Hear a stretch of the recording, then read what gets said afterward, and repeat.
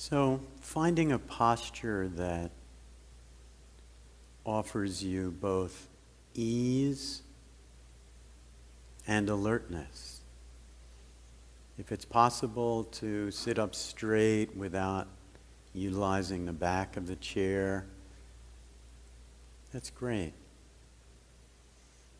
If your back requires it, then use that backrest.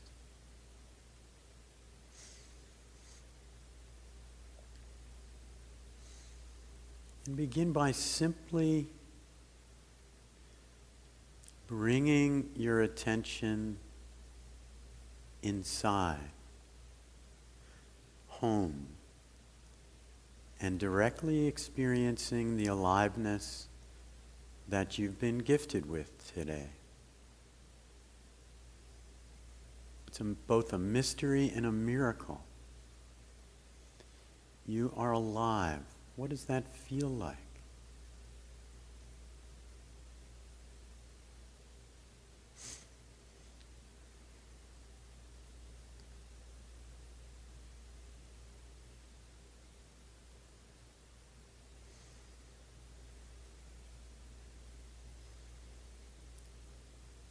And I like to begin my meditations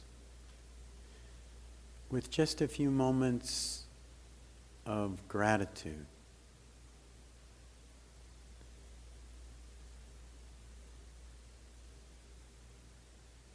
Considering one or two things that I'm grateful for.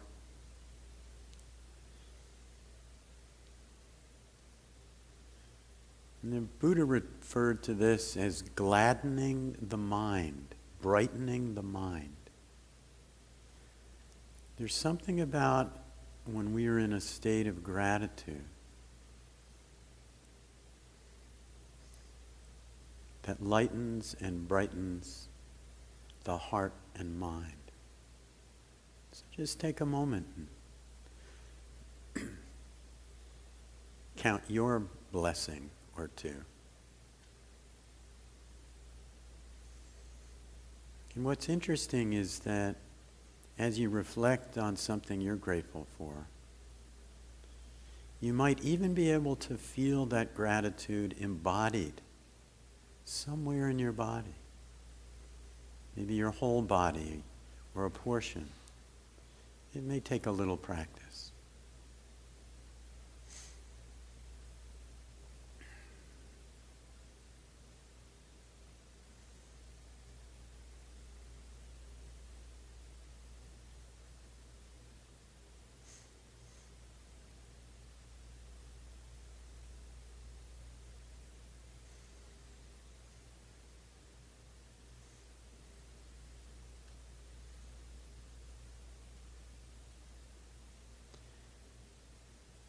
Now, keeping our attention within this living form, let's spend a few moments of what we might call self-care, bringing a gentle, soft attention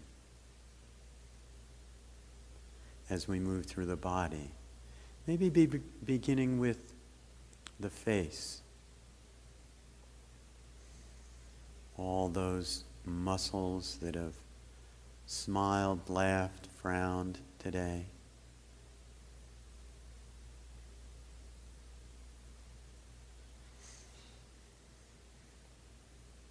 Inviting those muscles to have ease.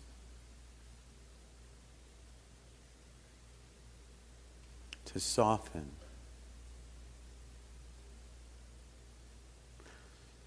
Especially along the brow.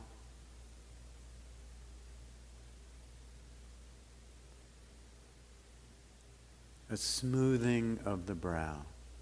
All that thinking all day.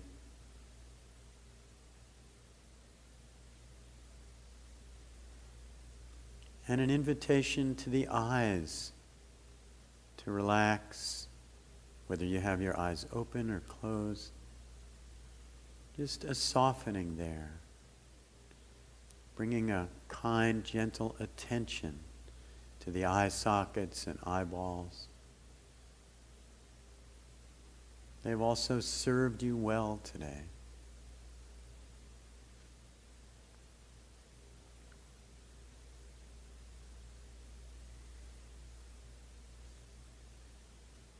And as you scan through the face, inviting a relaxation, if you notice that your jaw is clenched, allow it to unhinge just slightly.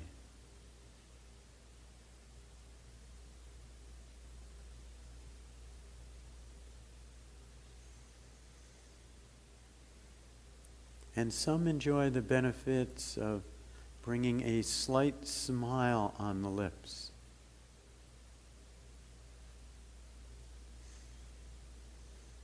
A smile, an honest smile, triggers oxytocin and other secretions in the brain. We're not trying to paste over anything.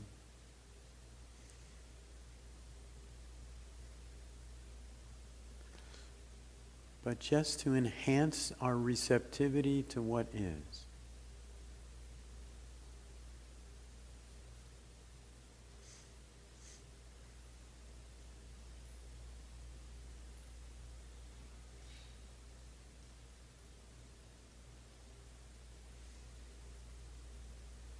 And bringing attention now, that same kind of attention into the neck and shoulders. An area where many of us carry tension, accumulate tension. And so feeling from the inside out the quality of aliveness and spaciousness within the neck and shoulders.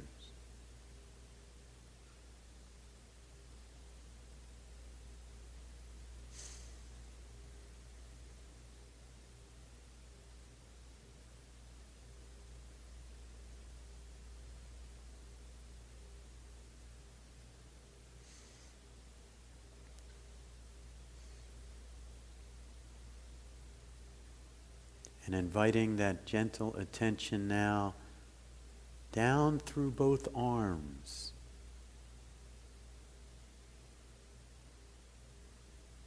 Feeling again the aliveness and volume of space through the biceps and triceps and elbows and forearms and wrists.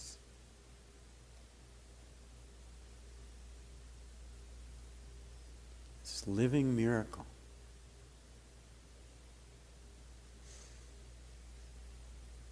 And resting attention for a few moments in the hands. Experiencing the hands from the inside out.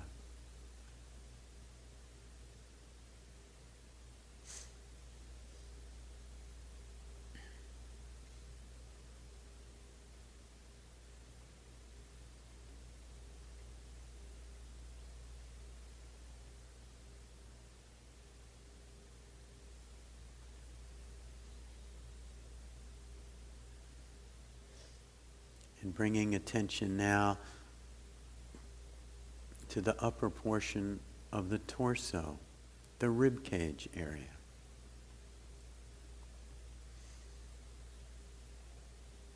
And you might experience the gentle expansion on the inhale and relaxation of the rib cage on the exhale.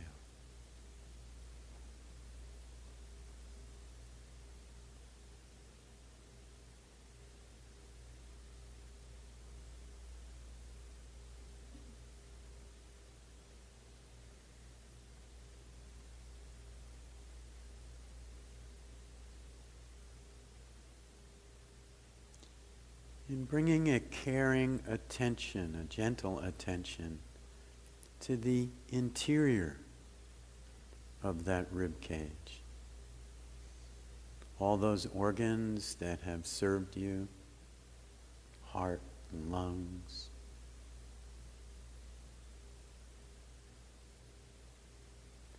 And resting attention there with an invitation of ease and maybe appreciation.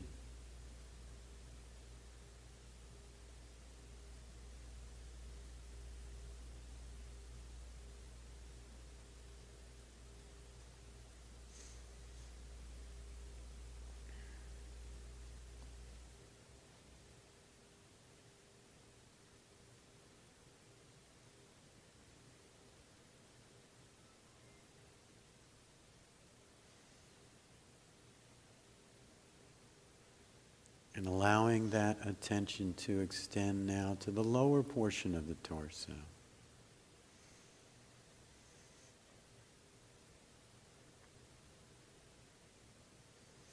The small of the back, the sides, and the belly. Inviting a softening in the belly. Another area that we sometimes armor ourselves.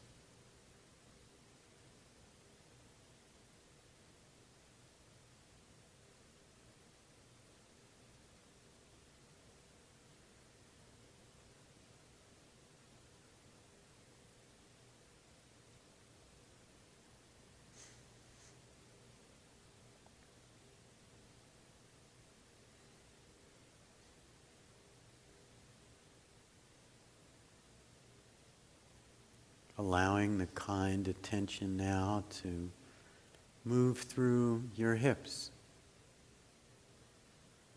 your buttocks and genitals, lower portion of the abdomen.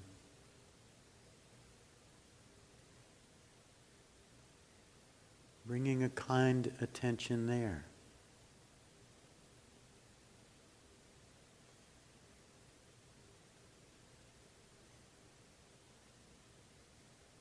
And to the upper portion of the legs, the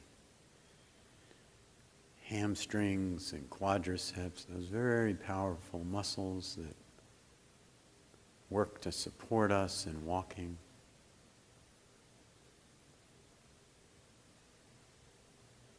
And bringing the attention inside, and again feeling the aliveness and spaciousness, volume of space in the legs.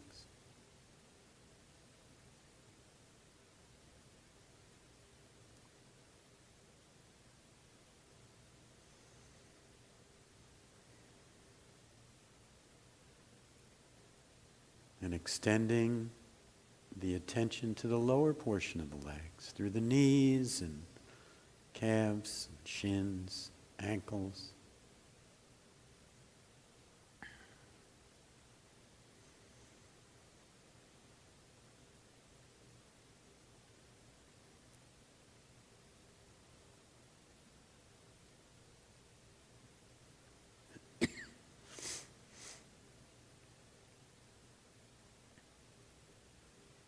And resting attention for a few moments in the feet.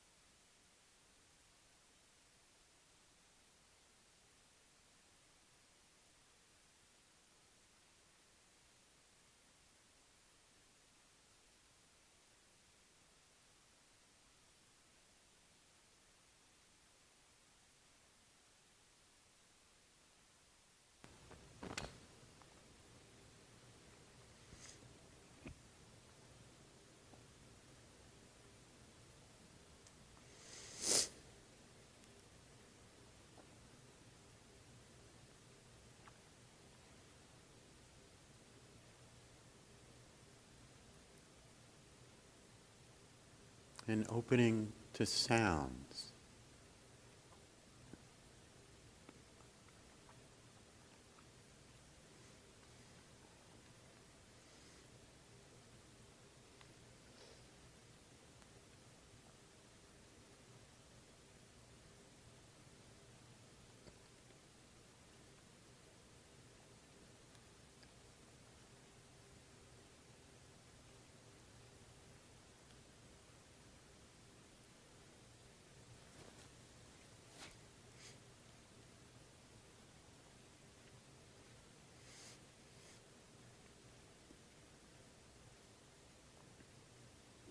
sounds arise and pass in the vast open field of awareness.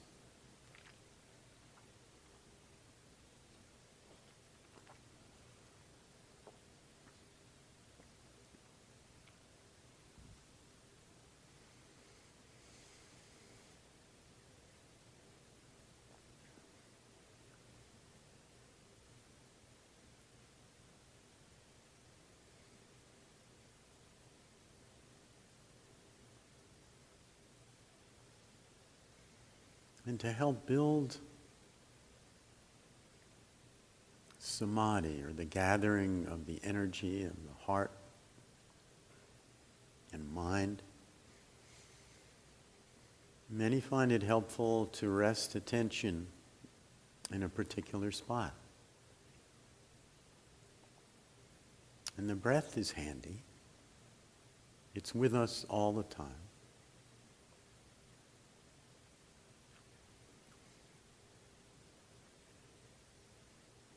And so you first might experience or explore the experience of following the entire breath.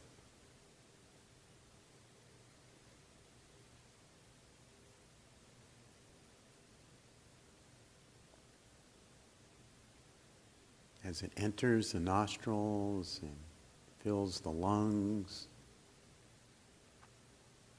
as it empties,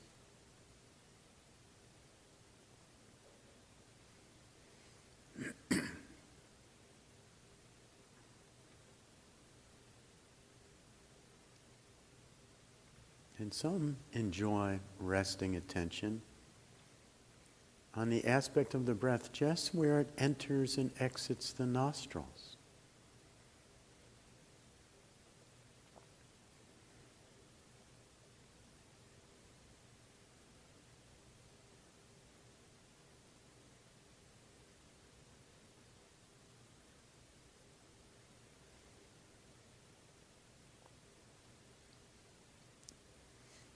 Others may enjoy the breath with the expansion and relaxation of the rib cage, resting attention there.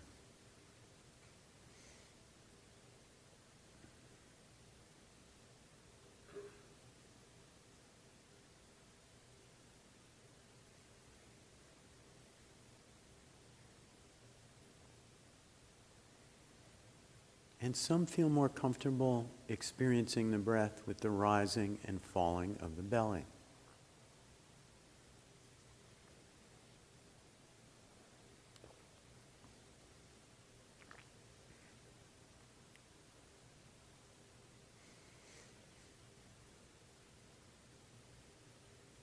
And still others enjoy the breath as if breathing through all the pores of the body, with a full body breathing. So choosing the aspect of the breath that feels more comfortable to you, more predominant. And simply resting your attention there.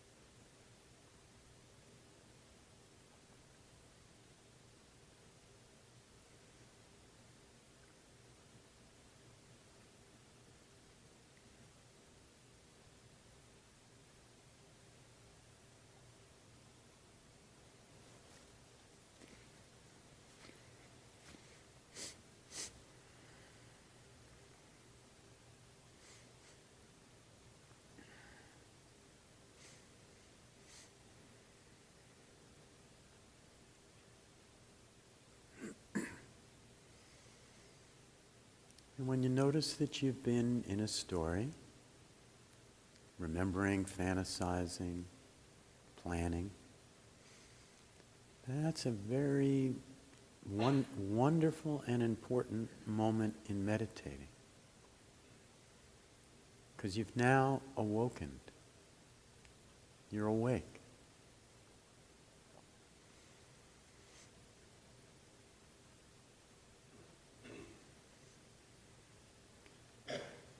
And so rest in that awakening. Notice how it's different than being lost in a story.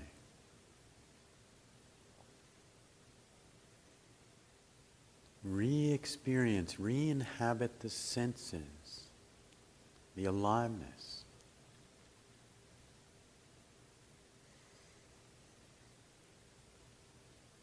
Resting in that refound awakening as long as you'd like.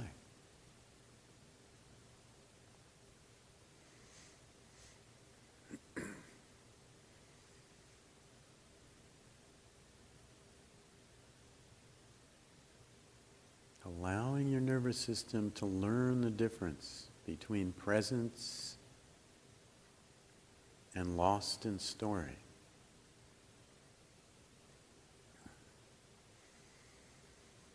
And then before returning to the breath, take a moment and just do a little relaxation, a softening in the face, maybe the neck and shoulders. And then connecting again with the breath.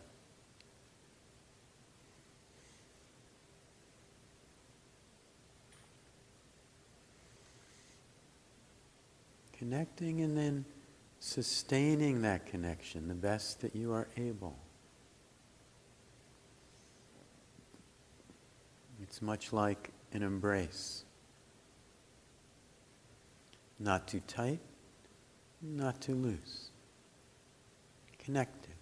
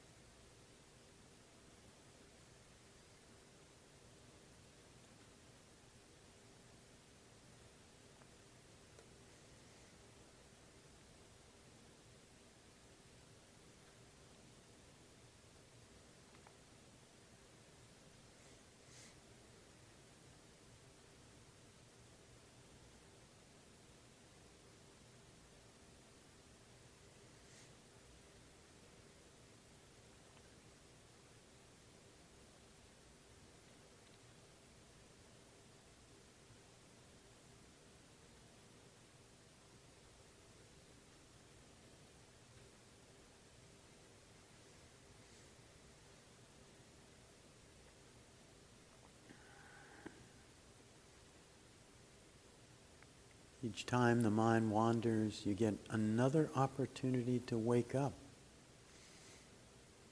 and to offer some self-care in the form of relaxing. You can't lose.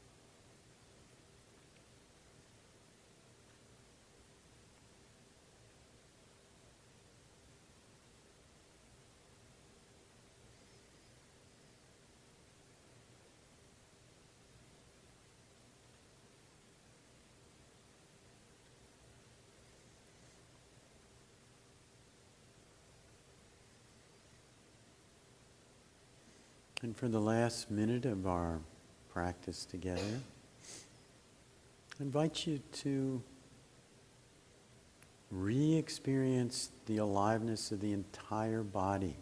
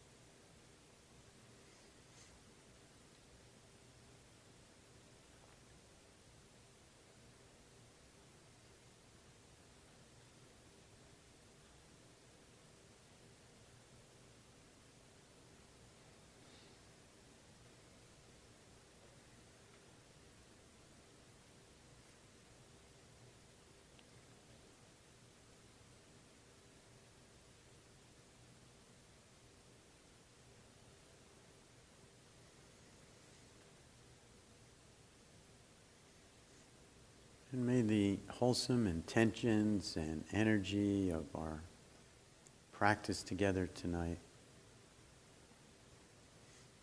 may that energy and that wholesome intention be combined with the energies of all contemplatives throughout time. Those of the past, the present, and the future.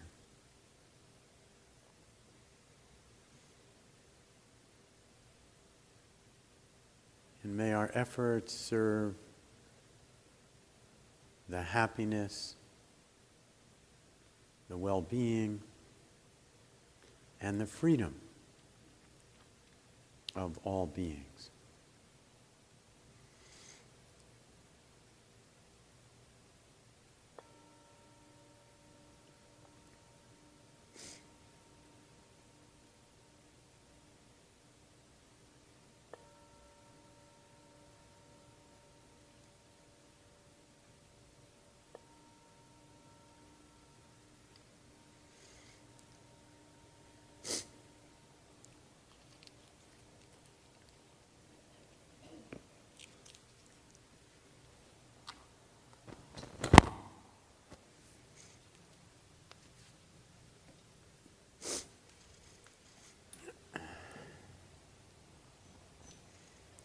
A couple comments on the meditation, especially for those new to meditation. The body senses and the mind thinks. That's the deal. And it's designed that way. It helps us survive. We can plan, we can figure stuff out. And we also know if the mind is grinding away endlessly, it can create anxiety, it can make us sick. And so these practices are a way of bringing into balance our nervous system. The sympathetic nervous system is the part of the nervous system that scans for threat all the time. It's in us. It's in the reptilian part of our brain. Our ancestors had it. We have it. It's nature. That doesn't need any help. That's looking all around all the time for what we need, trying to figure stuff out. The parasympathetic nervous system is a little slower to fire. It's a natural relaxation response. And that's what we're in training with these kind of practices, to strengthen that so that there is the capacity to relax deeply and to be alert in that depth of relaxation. And so, as we practice, I like to stress the moment that we wake up. There's nothing you can do when the mind is off, grinding away, planning the rest of your life. That's what it's doing. But there's a moment where all of a sudden you know, oh my gosh, I'm trying to meditate. And that's a critical moment. A kind of a moment of rejoicing in a sense. Look, I'm awake again. I'm here, I'm present in my life. I'm not like jumping to the future or rehashing the same old stuff over about the past. I'm actually alive in this moment. And so to spend some time feeling that, the aliveness again, and then maybe re-relax. There's tension that builds up with thinking. And if we yank ourselves quickly back to the breath, an old teacher of mine would say, well, you're just piling up the tension. And then pretty soon you say, well, I can't meditate for more than 10 minutes. And it's the buildup of the tension, kind of yanking yourself around. So it doesn't matter if your mind wanders 1,000,000 times, you get to re-relax 1,000,000 times.